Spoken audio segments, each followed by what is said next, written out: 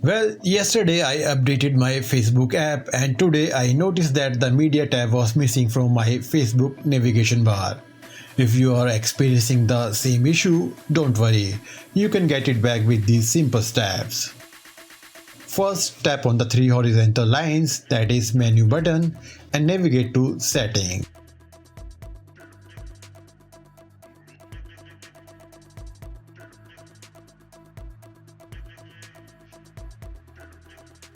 Scroll down to find the notification option. Once there, search for the video option and open it. If the notification setting is off, toggle it on to allow notification on Facebook. If it is already on, move to the next tab. Next, tap on the marketplace option and open Customize your tab bar. This will take you to the shortcut bar page. Check the hidden shortcuts section.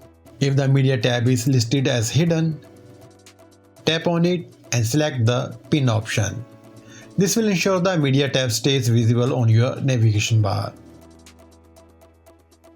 Once you have completed all these steps, go back and you will see the media tab restored on your navigation bar. That's it guys, your issue should be now resolved. Stay safe.